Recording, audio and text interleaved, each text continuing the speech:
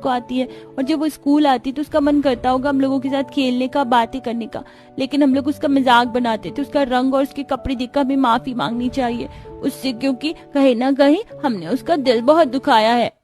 इस तरह अब सभी बच्चे और उनकी क्लास टीचर पीटीआई टीचर के साथ गौरी के पास जाते हैं और वो सभी लोग गौरी से माफी मांगते हुए कहते हैं, गौरी मुझे माफ कर दो। एक टीचर होने के बाद भी मैंने तुमको कभी नहीं समझा और हमेशा तुम्हें डांटती रही। हो सके तो मुझे माफ कर दो। हाँ गौरी, हमने बहुत गलत किया तेरे साथ, हमें माफ कर दे। हम तुझसे वादा करते हैं कि अब हम इस फैंसी ड्रेस कंपटीशन में तेरा साथ जरूर देंगे।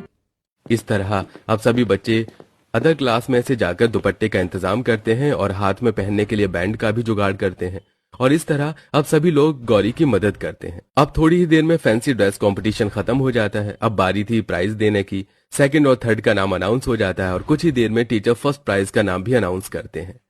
तो अब आप लोग ये जानने के लिए उत्सुक होंगे कि फर्स्ट प्राइज किसका है, तो मैं आपको बता दूं कि ये फैंसी ड्रेस कंपटीशन का फर्स्ट प्राइज गौरी जीती है, क्योंकि गौरी ने अपनी सादगी से सभी जज का दिल जीत लिया है। अब मैं गौरी से अनुरोध करूंगी कि वो स्टेज पर आए और अपना प्राइज लेते हुए 2 शब्द बोले।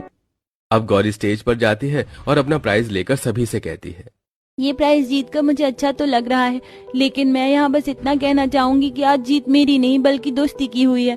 और जिस तरह 15 अगस्त पर ये देश आजाद हुआ है, हमें भी अपने ख्याल को इस तरह से आजाद करना होगा।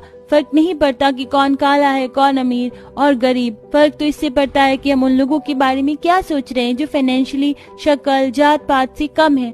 हमें अपनी सोच 15 अगस्त के साथ आजाद करनी चाहिए, क्योंकि हम सब इंसान हैं और हमें अपनी जिंदगी जीने का पूरा हक है। इंसान होने के साथ साथ हमारे अंदर हमें अपनी इंसानियत को भी जिंदा रखना चाहिए। गौरी की बात सुनकर न सिर्फ जज बल्कि प्रिंसिपल और बाकी टीचर्स की भी आंखों में आंसू आ जाते हैं। उन्हें गौरी की बात में उसका दर्द दिखाई देता है। इस तरह फर्स्ट प्राइज जीतकर गौरी अपने घर आ जाती है और अब उसके स्कूल में टीचर और बच्चे उसका मजाक बनाना भी छोड़ देते हैं।